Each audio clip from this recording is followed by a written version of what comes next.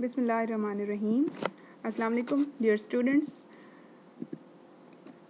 आज जो टॉपिक हम स्टार्ट करेंगे that is 7 C's of effective communication. In last lecture we have completed 5 planning steps for effective business message, in which step 1 was identify your purpose, then analyze your audience, reader or listeners, then choose your ideas. After that, collected to support your ideas, and in the last, organize your message. In today's lecture, we will cover effective communication, benefits of effective communication, and 7 C's of effective communication, that are completeness, conciseness, consideration, concreteness, clarity, courtesy, and correctness. So, effective communication. What is effective communication? Effective communication takes place only when the listener clearly understands the message that the speaker intended to send. Effective communication का मतलब है कि जब हम एक message दूसरे तक पहुंचा रहे होते हैं तो अगर वो मैसेज लिसनर को क्लियरली अंडरस्टैंड हो जाए तो इसका मतलब वो इफ़ेक्टिवली कम्युनिकेट हो गया है। Speakers message must be delivered clearly. एक स्पीकर मीन्स कि जो बोलने वाला है या जिसने जो मैसेज देना है उसका मैसेज क्लियर होना चाहिए। ए listener must be an active listener, और जो सुनने वाला है या उस मैसेज को रिसीव करने वाला है वो एक्टिव होना चाहिए। Applicable to both written and verbal communication. हमारी जो इफेक्टिव कम्युनिकेशन है वो वर्बली भी अप्लाई होती है और रिटन भी होती है, कि रिटन फॉर्म में भी जो सेंडर है और जो रिसीवर है उनको एक्टिव होना चाहिए, या ऑरली वो स्पीक कर रहे हैं या लिसनिंग कर रहे हैं तो तब भी उनको एक्टिव होना चाहिए। Benefits of effective communication. First, quicker problem solving, कि इफेक्टिव कम्युनिकेशन से हमारा जो प्रॉब्लम है वो बहुत जल्दी सॉल्व हो जाता है। सेकंड, बेटर डिसीजन मेकिंग, इस कम्युनिकेशन की बेस पर हम बेटर डिसीजन मेकिंग कर सकते हैं। थर्ड, स्टेडी वर्क फ्लो, हमारा जो वर्क का फ्लो है वो ग्रेजुअली या आहिस्ता आहिस्ता एक कॉन्टिन्यूस वे में इंक्रीज होता है। Strong business relations, effective business के थ्रू, कम्युनिकेशन के थ्रू हम अपने जो बिजनेस रिलेशंस हैं उनको स्ट्रॉन्ग कर सकते हैं। बेटर प्रोफेशनल इमेज, और इससे हमारा जो इमेज है वो भी बेटर हो जाता है। The 7 C's। 7 C's का मतलब first, completeness, second, conciseness, third, consideration, fourth, concreteness, fifth, clarity, sixth, courtesy, and 7, correctness, कि जिस भी कम्युनिकेशन में अगर हम इन 7 C's को अप्लाई करें तो इसका मतलब वो बहुत ही इफ़ेक्टिव कम्युनिकेशन है। तो first is completeness. The communication must be complete. It should convey all facts required by the audience. The sender must take into consideration the receiver's mindset. Completeness का मतलब है कि उसमें जो भी हम मैसेज या जो भी इंफॉर्मेशन कन्वे कर रहे हैं वो कंप्लीट होनी चाहिए। उसमें हर लिहाज से अगर कोई फैक्ट्स हैं वो भी उसके साथ अटैच होने चाहिए, और सेंडर को ये पता होना चाहिए, ये उसे ये कंसीडर करना चाहिए कि वो रिसीवर का माइंडसेट क्या है, तो उसके अकॉर्डिंग वो अपनी कम्युनिकेशन रखेगा। Features, no crucial information is missing, तो अगर उसकी इंफॉर्मेशन कंप्लीट है, अगर वो फर्स्ट सी को अप्लाई करता है कंप्लीटनेस को, तो उसमें कोई भी चीज़ मिसिंग नहीं रहेगी। सेकंड, गिव्स एडिशनल इंफॉर्मेशन, तो इससे हमें एडिशनल इंफॉर्मेशन भी मिल जाएगी। And third, leaves no questions unanswered। तो इसमें इतनी इन्फॉर्मेशन हो जाएगी या इतनी कंप्लीट होगी वो कि किसी भी सवाल का आंसर अनआंसर्ड नहीं रहेगा। Check for 5 W's and 1 H for completeness. Completeness के लिए हम इन 5 W's को चेक करते हैं और एक H को चेक करते हैं। W's कौन से हैं? Who, what, when, where, why and H is how। तो कंप्लीटनेस के लिए हम सबसे पहले who को देखेंगे कि कौन है, किसको हमने भेजना है, what कि क्या मैसेज भेजना है, when कब भेजना है, where कहाँ भेजना है and why कैसे भेजना है, और how में कि उसको किस तरह से हमने, why मीन्स कि क्यों भेजना है and how कैसे भेजना है। Second is conciseness। It means wordiness, communicating what you want to convey in least possible words। concise का मतलब होता है कि किसी चीज़ को छोटा करना, कम करना। तो conciseness means कि हम जो मैसेज कन्वे कर रहे हैं वो इतना कंसाइज होना चाहिए कि उसका मीनिंग भी पूरा हो जाए और वो बहुत बड़ा या बहुत लेंथी भी ना हो। इसके features, highlights the main message. Conciseness में हमारा मेन मैसेज भी कवर हो जाता है। Avoids using excessive and needless words.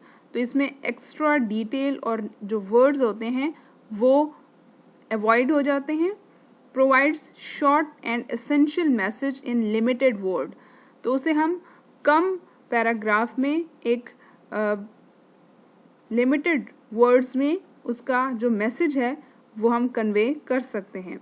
Message becomes appealing and comprehensible to the audience. Audience means कि जो रिसीव कर रहा है उस मैसेज को जिसको हम भेज रहे हैं, तो वो एक कम्प्रीहेंसिव और अपीलिंग होता है। And message is non repetitive in nature. Sometimes एक लेंथी मैसेज जो होता है उसमें बार बार उसी चीज़ को डिटेल में डिस्कस किया हुआ होता है या उन्हीं वर्ड्स को रिपीट किया हुआ होता है। तो कंसाइजनेस में जब हम उसका एक मेन फोकस रखेंगे तो उसमें जो हमारे वर्ड्स हैं वो रिपीट भी नहीं होंगे। Eliminate Verde expressions. कंसाइजनेस में हम वर्डी एक्सप्रेशंस को एलिमिनेट मीन्स के ख़त्म कर देना। Use single words in place of phrases। Even Winston Churchill made extensive use of simple one-syllable words। Elimination of wordy expressions का मतलब है कि जहाँ पर कोई बड़ा phrase यूज हो रहा है वहाँ पर हम सिर्फ words को यूज करें। For example, wordy है हमारे पास at this time।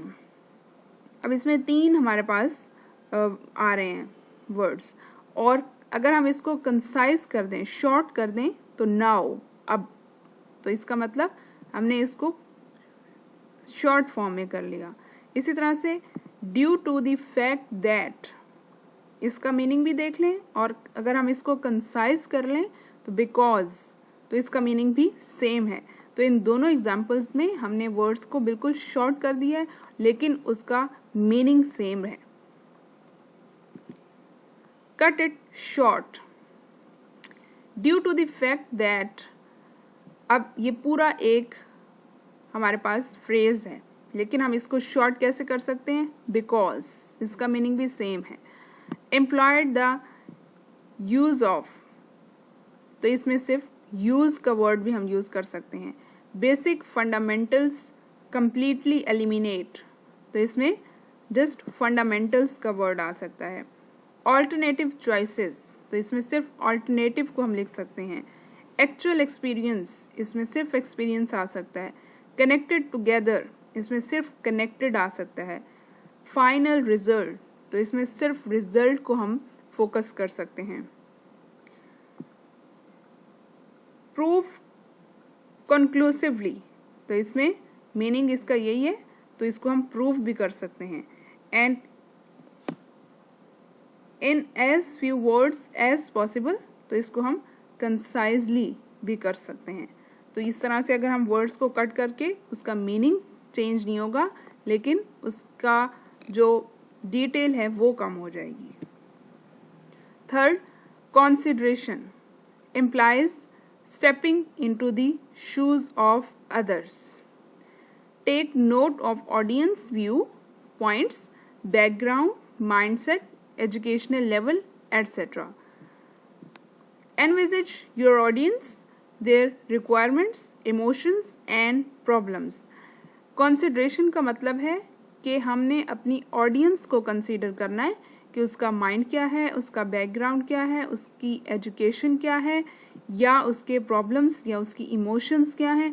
Do not hurt self respect and emotions of audience. Audience की सेल्फ रिस्पेक्ट और उसके इमोशंस का हमने ख्याल रखना है. Modify your words to suit the audience needs. हमने वर्ड्स ऐसे यूज़ करने हैं कि ऑडियंस की नीड को पूरा करें.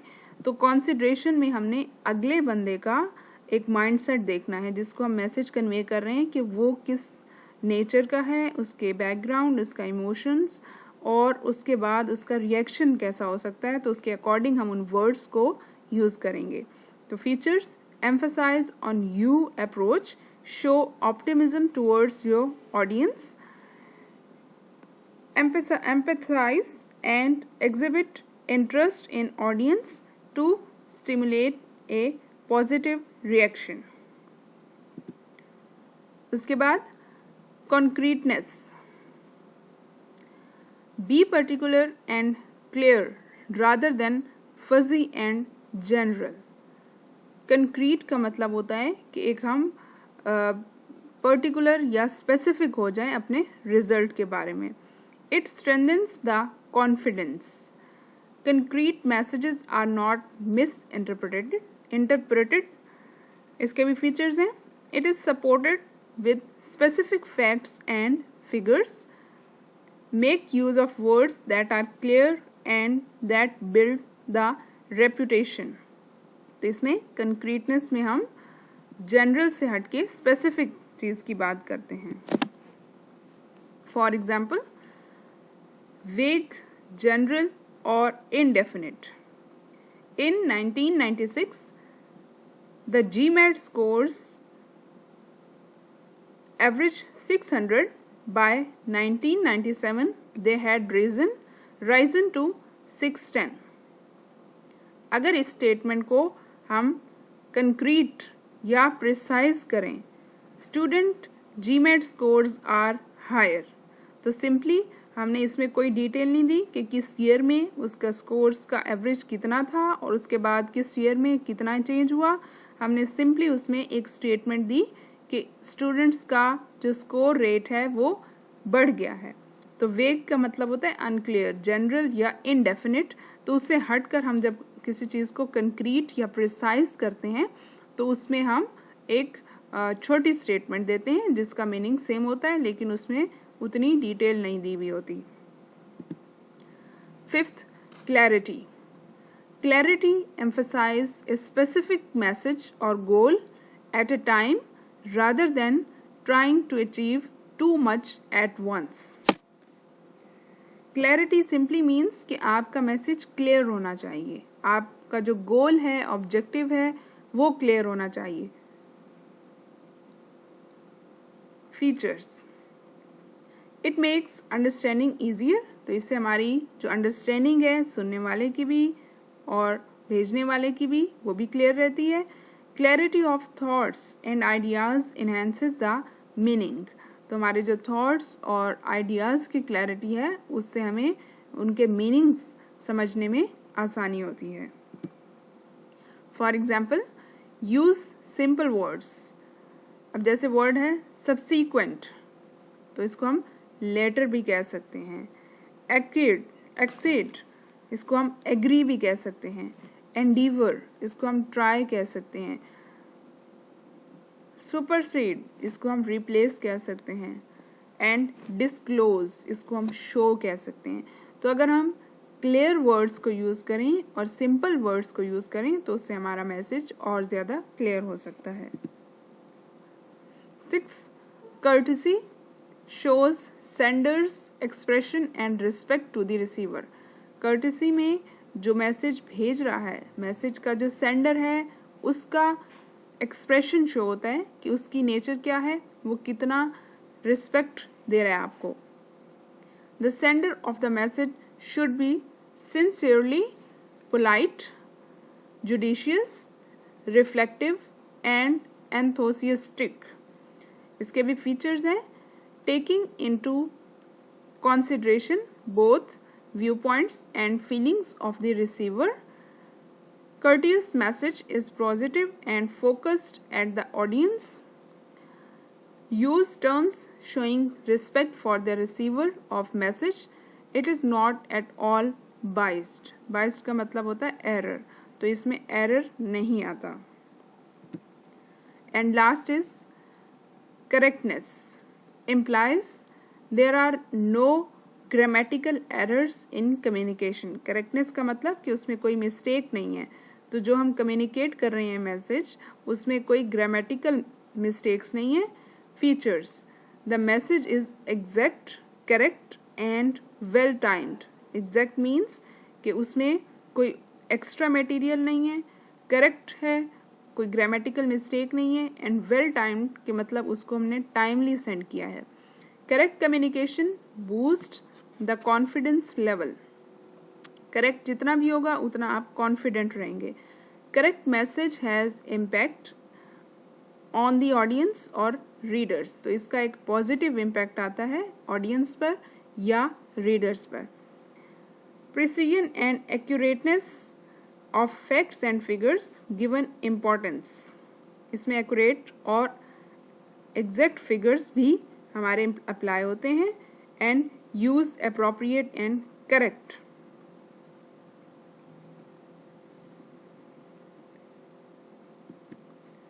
The right form of language, accuracy and acceptable words.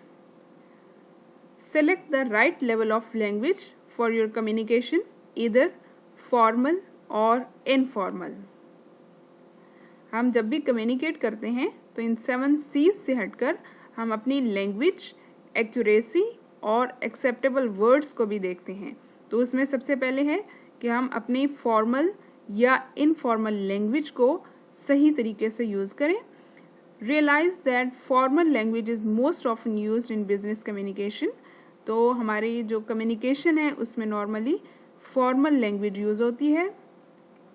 Check for correct figures, facts and words. अपने वर्ड्स को, फिगर्स को और फैक्ट्स को सही तरह से चेक करें. Apply the principles of communication to your writing. Writing में अपने कम्युनिकेशन प्रिंसिपल्स को यूज़ करें. That's all. Thank you. Stay safe.